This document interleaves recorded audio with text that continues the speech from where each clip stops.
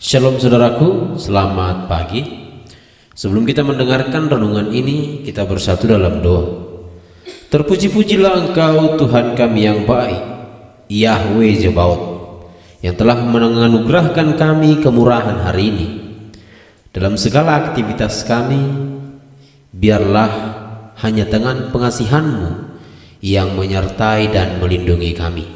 Demi kemuliaan Yahshua Mashiach, kami berdoa, haleluya, amin. Saudaraku yang terkasih, para pendengar setia YouTube channel Jantar Syanturi, kita akan dengarkan renungan firman yang akan memberkati kita dengan tema yang saya buat, apalah arti sebuah nama. Saudara yang dikasihi Tuhan Yesus Kristus, Yahshua Mashiach, kali ini saya akan mengajak kita semua untuk merenungkan arti sebuah nama. Dalam kisah percintaan Romeo dan Juliet yang terkenal itu, ada sebuah kalimat yang mengesankan ketika Juliet mengatakan kepada Romeo bahwa nama adalah buatan manusia. Bagi mereka berdua, nama marga atau nama keluarga tidaklah penting, karena keluarga Romeo dan Juliet saling bermusuhan. Juliet seolah mengatakan bahwa keharuman setangkai mawar tidak ditentukan oleh namanya. Nama apapun yang diberikan padanya, setangkai mawar tetap akan mengeluarkan semerbak wangi yang sama. Ya, jika dipandang dari sudut pandangan seperti itu, sebuah nama memang tidak memiliki arti. Namun sebaliknya, jika cerita di dalam Alkitab justru mencatat bahwa nama itu memiliki arti yang khusus. Banyak tokoh di Alkitab yang berubah namanya ketika hidup mereka mengalami pencerahan rohani.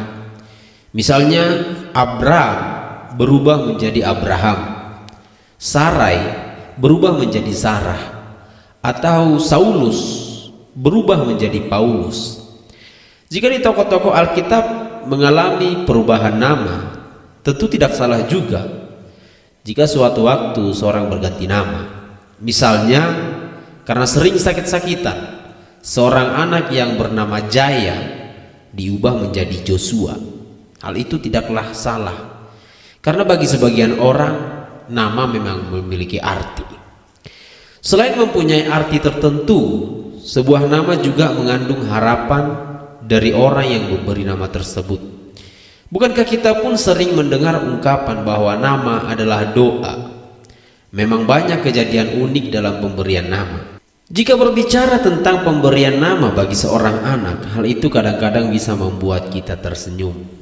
Namun hal itu berbeda ketika kita berbicara tentang nama Elohim. Itu adalah sesuatu yang sangat serius.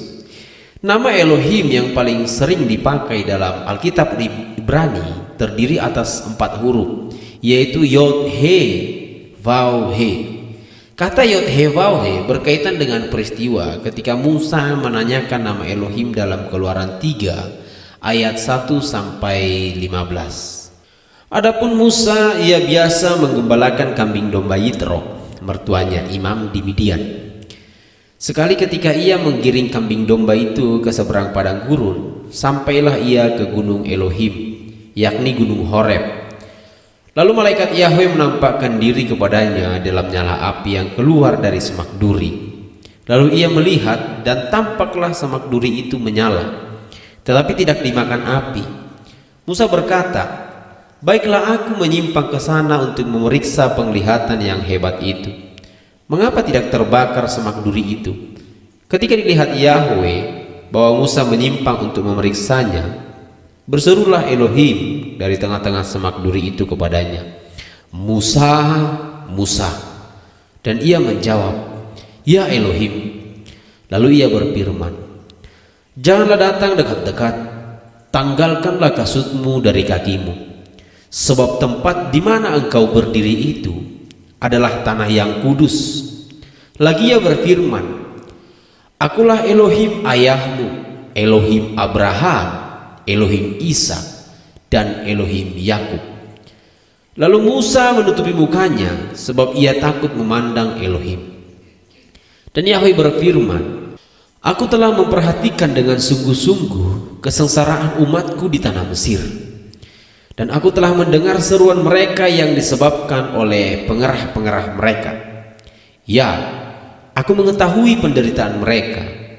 Sebab itu aku telah turun untuk melepaskan mereka dari tangan orang Mesir dan menuntun mereka keluar dari negeri itu ke suatu negeri yang baik dan luas, suatu negeri yang berlimpah-limpah susu dan madunya, ke tempat orang Kanaan, orang Het, orang Amori, orang Feris, orang Hewi, dan orang Yebus. Sekarang seruan orang Israel telah sampai kepadaku. Juga telah kulihat betapa kerasnya orang Mesir menindas mereka. Jadi sekarang pergilah, aku mengutus engkau kepada Firaun untuk membawa umatku orang Israel keluar dari Mesir. Tetapi Musa berkata kepada Elohim, siapakah aku ini? Maka aku yang menghadap Firaun dan membawa orang Israel keluar dari Mesir. Lalu firman-Nya, bukankah aku yang menyertai engkau? Inilah tanda bagimu bahwa aku yang mengutus engkau. Apabila engkau telah membawa bangsa itu keluar dari Mesir, maka kamu akan beribadah kepada Elohim di gunung ini. Lalu Musa berkata kepada Elohim, tetapi apabila aku mendapatkan orang Israel dan berkata kepada mereka, Elohim nek moyangmu telah mengutus aku kepadamu, dan mereka bertanya kepadaku, bagaimana tentang namanya? Apakah yang harus kujawab kepada mereka? Firman Elohim kepada Musa, aku adalah aku. Lagi firman-Nya, beginilah kau katakan kepada orang Israel itu, akulah aku, telah mengutus aku kepadamu. Selanjutnya berfirmanlah Elohim kepada Musa, beginilah kau katakan kepada orang Israel, Yahweh, Elohim nenek moyangmu, Elohim Abraham, Elohim Ishak, dan Elohim Yakub telah mengutus aku kepadamu. Itulah namaku untuk selama-lamanya, dan itulah sebutanku turun-temurun. Dalam Keluaran 3 ayat 14 dikatakan bahwa Musa melihat semak terbakar dan bertanya kepada Tuhan siapa namanya. Kemudian Tuhan menjawab, aku adalah aku, itulah namaku. Umat Israel menyebutnya dalam bentuk orang ketiga tunggal, dialah yang ada, dia adalah dia, yang ditulis dengan 4 huruf kapital, Yod He Vav He. Selanjutnya sekitar abad ke-10 terjadi penambahan huruf vokal A dan E pada kata terhadap Yod He Vav He, sehingga dibaca Yahweh. Dalam ibadahnya orang Israel, mereka tidak menyebut Yod He Vav He karena mereka takut. Dan ketika mereka menemukan Yod He Vav He, mereka akan mengganti dengan Adonai atau Hashem, yang artinya nama itu. Tuhan tidak menyebut namanya seperti manusia. Jika kita mengatakan nama saya Herman atau nama saya Remedi, Tuhan menyebutnya aku adalah aku, yang artinya ini adalah penegasan bahwa Dia adalah Dia yang berkuasa sekarang, besok, sampai selama-lamanya. Elohim adalah sosok tidak terbatas yang berdiam dalam keabadian. Mazmur 90 ayat 2 mengatakan, sebelum gunung-gunung dilahirkan dan bumi dan dunia diperanakkan, bahkan dari selama-lamanya sampai selama-lamanya Engkau Elohim. Tuhan itu bersifat kekal. Dia adalah Sang Pencipta. Dia adalah yang ada sebelum ciptaan alam semesta, dan Dia sudah ada sebelum waktu ada. Dari sifat Elohim sendiri, dari hatinya sendiri, Dia mengungkapkan namanya yang kudus kepada kita. Yahweh memberi sendiri namanya baginya. Berbeda dengan manusia ketika lahir, namanya akan diberikan oleh orang tuanya. Orang yang memberikan nama itu adalah orang yang lebih tua atau lebih tinggi tingkatnya dari orang atau benda yang diberi nama. Seorang peneliti yang menemukan suatu alat akan memberikan nama bagi alat ciptaannya. Dalam Kejadian pasal 2 tertulis bahwa Adam diberi hak untuk memberikan nama bagi binatang-binatang di Taman Eden. Namun tidak ada yang memiliki kuasa di atas Elohim, sehingga tidak seorang pun yang memiliki hak untuk memberi nama baginya. Saya tidak bermaksud untuk mengupas secara mendalam mengenai nama Elohim dalam renungan ini. Namun yang terpenting adalah jika kita berkomunikasi dengannya, hal itu haruslah dilakukan dengan sungguh-sungguh, tidak main-main. Pergunakan namanya dalam bentuk apapun, haruslah serius. Nama Elohim itu kudus, karena Elohim adalah kudus. Oleh sebab itu, namanya yang kudus itu tidak boleh kita pergunakan secara sia-sia. Digunakan secara sia-sia berarti digunakan untuk sesuatu yang tidak ada manfaatnya, seperti sumpah serapah, kesombongan, kebohongan, kehampaan, atau sesuatu yang tidak berharga. Digunakan secara sia-sia bisa juga berarti menggunakan nama itu secara sembarangan, misalnya menggunakannya sebagai sekedar tanda terkejut atau asal-asalan. Pastikan bahwa kita menggunakan nama dengan baik. Kita tidak menggunakan nama Elohim sebagai ungkapan kaget, marah, atau untuk sekedar bercanda. Nama Elohim terlalu suci untuk hal seperti itu. Semua orang memang dapat berseru memanggil nama Yahweh, namun ia hanya menjawab seruan orang yang dikenalnya. Hanya seruan umatnya yang akan dijawabnya. Yahweh mendengar seruan orang yang telah diangkatnya sebagai anak-anaknya, dan mereka dapat memanggilnya dengan sebutan Bapa. Firman Tuhan dalam Roma 8 ayat 14 menyatakan bahwa anak Elohim adalah orang yang didiami oleh Roh Elohim atau Roh Kudus. Pertanyaannya, kapankah Roh Kudus itu berdiam dalam diri seseorang? Jawabannya adalah ketika orang itu dijamah oleh Roh Kudus, sehingga ia menyadari dosa-dosanya dan meminta ampun dengan sungguh-sungguh bertobat dalam nama Yahshua HaMashiach. Semua itu menjadi mungkin ketika Yahweh memberikan dirinya dalam Yahshua HaMashiach untuk disalib di Golgota, anak domba yang dikorbankan sebagai penebus dosa manusia. Mari kita kembali pada firman Tuhan dalam Keluaran pasal 3 pada ayat 5. Tuhan berkata agar Musa menanggalkan sepatunya karena tempat itu adalah tanah yang kudus, padahal tempat itu hanyalah semak-semak di padang. Semak seperti itu banyak terdapat di mana-mana. Jadi apa yang menyebabkan tempat itu menjadi kudus? Jawabannya adalah karena Tuhan ada di sana. Dengan perkataan lain, kekudusan suatu tempat tidak ditentukan oleh jenis tanahnya, keadaan tempatnya, atau semua hal yang bersifat jasmani, tetapi ditentukan oleh adanya kehadiran Tuhan di situ. Dengan demikian, kekudusan ruang ibadah pun tidak ditentukan oleh kumuh atau mewah gedungnya. Sebuah gedung ibadah yang megah dengan lampu-lampu kristal dan jok kursi yang terbuat dari kulit tidak akan kudus jika Tuhan tidak hadir di sana. Sebaliknya, sebuah gedung gereja yang reot, yang temboknya pun belum diplester, yang terletak di daerah terpencil, adalah tempat yang kudus jika Yahshua hadir di sana. Kehadiran Tuhan di ruang ibadah tidak ditentukan kriteria jasmani ruangan ibadah, tetapi oleh kriteria rohani. Apakah kriteria rohani itu? Kekudusan.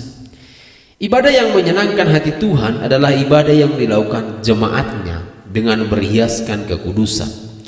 Itulah yang tertulis dalam 1 Tawarik 16 ayat 29, Mazmur 29 ayat 2, dan Mazmur 96 ayat 9. Seandainya gereja kita akan dikunjungi oleh Bapak Presiden, apa yang akan kita lakukan? Saya yakin kita akan memugar gereja itu, memperbaiki susunan kursi, memperindah taman, dan lain-lain. Kita semua tentu akan memakai pakaian terbaik pada waktu kedatangan beliau. Sekarang apa yang akan kita lakukan jika gereja kita akan dikunjungi oleh seorang yang ribuan kali lebih mulia daripada seorang presiden, yaitu Tuhan, pencipta segala sesuatu yang ada. Memang tidak salah jika kita memugar gedung dan memakai pakaian terbaik, namun Tuhan yang datang itu telah meminta kita agar menyambutnya dengan berhiaskan kekudusan. Itulah perintahnya kepada kita yang menyambutnya. Dalam ibadah yang dipersiapkan dalam kekudusan, kehadiran Tuhan tidak hanya akan dirasakan jemaat, tetapi juga memberi kesembuhan, kedamaian, ketenangan, dan pertolongan bagi jemaat. Bahkan sebelum firman Tuhan disampaikan, setiap kali Yahshua hadir, mujizat terjadi. Setiap kali Tuhan hadir, ada berkat bagi jemaat yang hadir.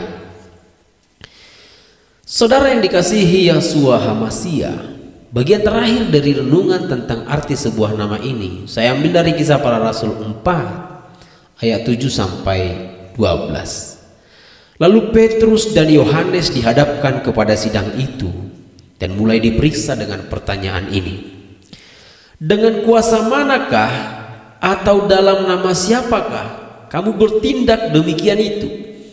Maka jawab Petrus penuh dengan Roh Kudus, hai pemimpin-pemimpin umat dan tua-tua, jika kami sekarang harus diperiksa karena suatu kebajikan kepada seorang sakit dan harus menerangkan dengan kuasa manakah orang itu disembuhkan, maka ketahuilah oleh kamu sekalian dan oleh seluruh umat Israel bahwa dalam nama Yahshua HaMashiach, orang Nazaret yang telah kamu salibkan, tetapi yang telah dibangkitkan Elohim dari antara orang mati, bahwa oleh karena Yahshua itulah orang ini berdiri dengan sehat sekarang di depan kamu. Yahshua adalah batu yang dibuang oleh tukang-tukang bangunan, yaitu kamu sendiri. Namun ia telah menjadi batu penjuru dan keselamatan. Tidak ada di dalam siapapun juga selain dalam Dia. Sebab di bawah kolong langit ini tidak ada nama lain yang diberikan kepada manusia yang olehnya kita diselamatkan. Itu adalah sebuah mujizat yang luar biasa. Seorang peminta-minta di pintu masuk bait Elohim yang lumpuh sejak lahirnya disembuhkan oleh Rasul Petrus dan Yohanes di dalam nama Yahshua. Masyarakat pun menjadi gempar. Namun kedua rasul itu justru harus dihadapkan ke majelis agama. Walaupun demikian, jawaban mereka di depan sidang disampaikan dengan berani dan tegas, bahwa apa yang dilakukan oleh mereka itu adalah berdasarkan kuasa dari Yahshua HaMashiach. Bahkan dalam ayat 12 mereka menegaskan bahwa keselamatan itu hanya ada di dalam Yahshua, dan tidak ada nama lain yang olehnya manusia dapat diselamatkan. Dengan perkataan lain, Yahshua dapat menganugerahkan keselamatan karena Ia adalah Tuhan.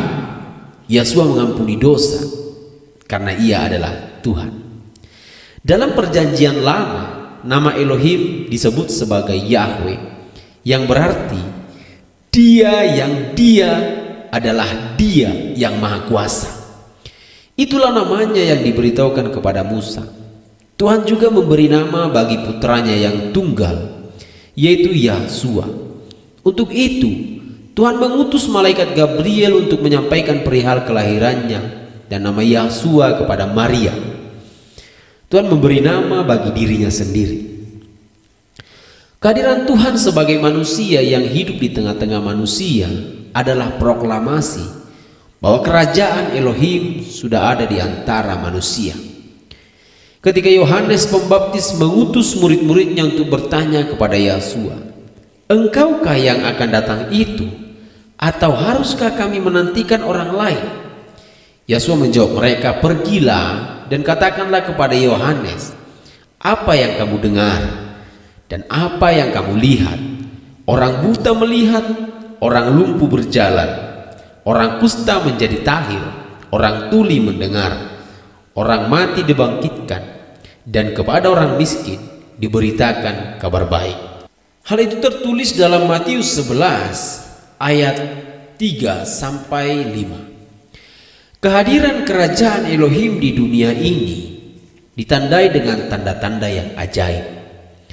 Bagi kita warga kerajaan Elohim, berkat dan perlindungan dari Yahshua HaMashiach, Sang Kepala Gereja, berlaku atas diri kita. Bukan nanti kepada kedatangannya yang kedua kali, melainkan sekarang, pada setiap ini juga, di tempat kita berada. Jadi apapun masalah dan pergumulan saudara, betapa berat pun beban saudara, Yahshua sanggup memberikan jalan keluar. Ada pertolongan dan jalan keluar dalam satu nama, dan nama itu adalah Yahshua. Kiranya Tuhan Yahshua memberkati kita semua dengan berlimpah-limpah.